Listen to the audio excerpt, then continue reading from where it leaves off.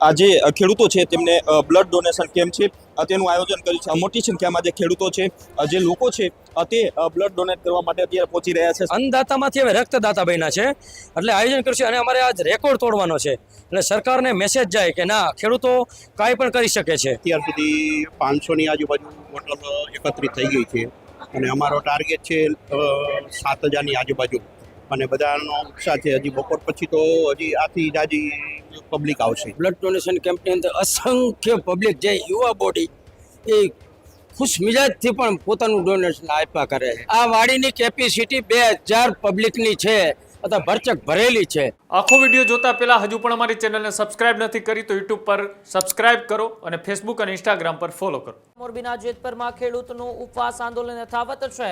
મોરબીના જેતપુરમાં આજે ખેડૂત ઉપવાસ આંદોલનનો 7મો દિવસ। વીજ લાઇનના વળતર મામલે ખેડૂતોનું આંદોલન યથાવત જોવા મળી રહ્યું છે।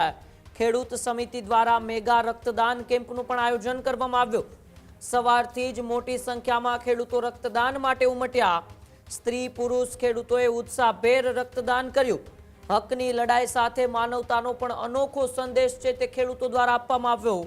ઉપવાસ આંદોલન વચ્ચે સેવાકીય કાર્યની સરાહના થઈ રહી છે। રક્તદાન કેમ્પમાં ખેડૂતોનો માનવતાવાદી અભિગમ પણ જોવા મળ્યો।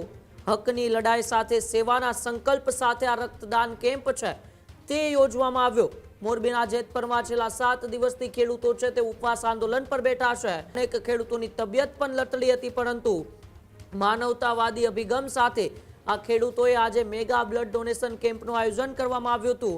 વહેલી સવારથી જ મેગા બ્લડ ડોનેશન કેમ્પની શરૂઆત થઈ ગઈ છે। આસપાસના ગામડાઓમાંથી પણ ખેડૂતો છે તે રક્તદાન કરવા માટે ઉમટી રહ્યા છે। હકની લડાઈ સાથે ખેડૂતોએ માનવતાનો પણ સંદેશ છે તે સમાજમાં આપ્યો છે। ઉપવાસ આંદોલન વચ્ચે જે સેવાકીય કાર્ય ખેડૂતોએ કર્યું છે એ સેવાકીય કાર્યની પણ સરાહના થઈ રહી છે। ત્યારે હકની લડાઈ સાથે સેવાનો સંકલ્પ, આવો સૂત્ર સાથે ખેડૂતો છે તે મહારક્તદાન કેમ્પની અંદર અત્યારે ઉત્સાહભેર સેવા પણ આપી રહ્યા છે। ત્યારે આવો આપણે સાંભળીએ અમારા સંવાદદાતા રવિ સાણંદિયા જ્યારે જેતપુરના એ મેગા બ્લડ ડોનેશન કેમ્પમાં પહોંચ્યા ત્યારે ખેડૂતો શું કહી રહ્યા છે, આવો એ વાતચીત આપણે સાંભળીએ।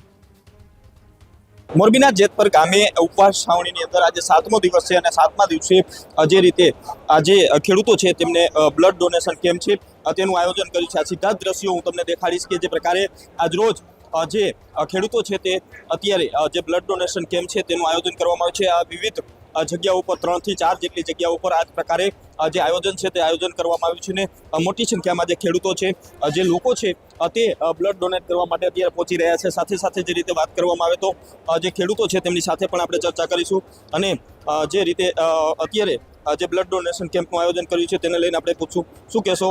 આજ રોજ 7મો દિવસ છે ઉપવાસ છાવણીનો અને બ્લડ ડોનેશન કેમ્પનું આયોજન છે તે કરવામાં આવ્યું છે।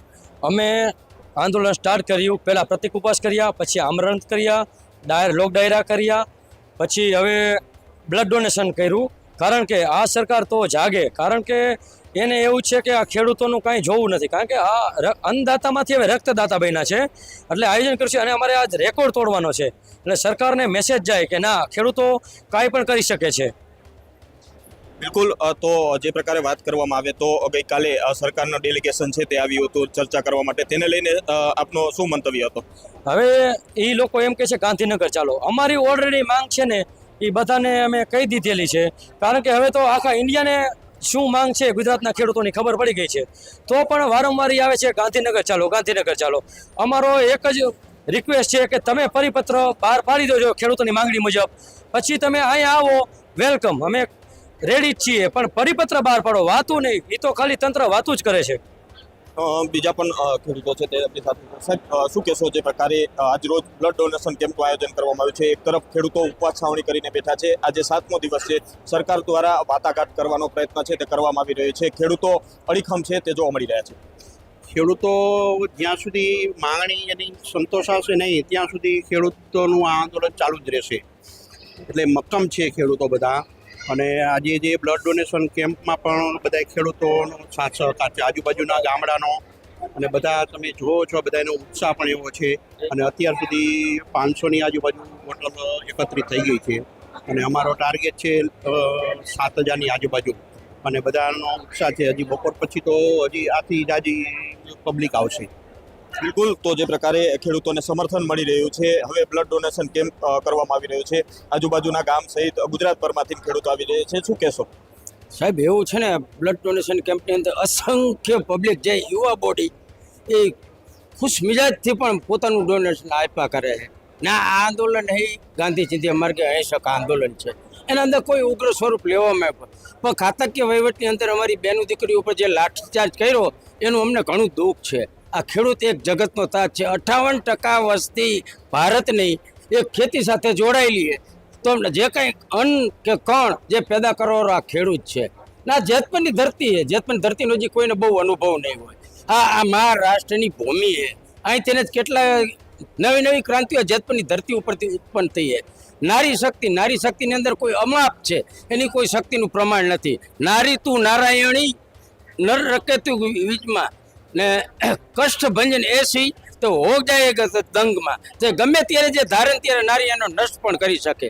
એક મહિષાસુર જેવા રાક્ષસને પણ નારી શક્તિ તેને જાણવામાં આવેલ છે.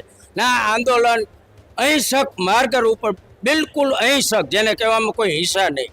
ના આવડા મોટા પ્રોગ્રામો આપી રહે છે. આ વાડીની કેપેસિટી 2000 પબ્લિકની છે, અથવા ભરચક ભરેલી છે. તો તમારી મીડિયા સામે ને તમે લોકો એમને બહુ સાથ સહકાર આપ્યો, મીડિયા કર્મી હોય, પણ એ જ તમારો ધન્યવાદ છે. બસ જય હિન્દ, જય ભારત, જય ગુજરાત.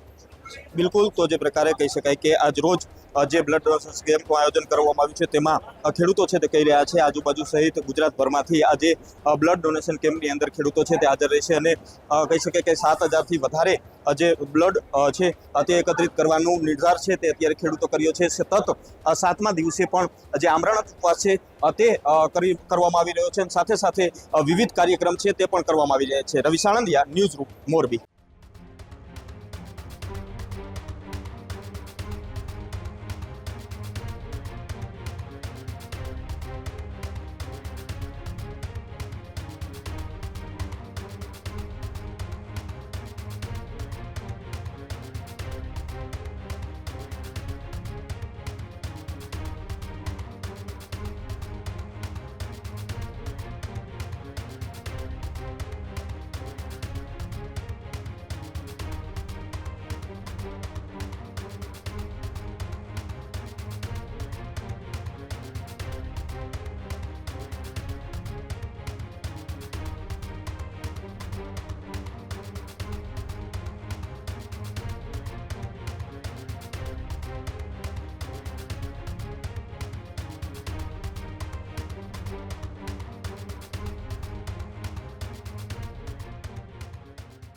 ખેડૂત ભાઈઓ છે એ ખેતરમાં ડ્રોન ઉડાવતા હોય છે ત્યારે આપણે એક પ્રશ્ન સતાવતો હોય છે કે જે આપણે અત્યાર સુધી જીપીએસ ટેકનોલોજીવાળા ડ્રોન વાપર્યા છે, જેથી કરીને મોબાઈલ ટાવર છે અથવા તો હાઈ ટેન્શન લાઇન પસાર થતી હોય, કોઈ વૃક્ષો હોય, ત્યારે જે જીપીએસ ટેકનોલોજીવાળા ડ્રોન છે એમાં ટકરાય અને ટ્રેસ થાય છે. પણ એગ્રીઓન લાવ્યું છે GNSS ટેકનોલોજી ડ્રોન, જેથી કરીને એ ડ્રોન છે એ કોઈ જગ્યાએ ટકરાય નહીં, પોતાની રીતે જ ડિસિઝન લે છે અને મૂવ થઈ જાય છે, જેથી કરીને GNSS ટેકનોલોજી ડ્રોન છે એ વાપરવાનો આગ્રહ રાખો.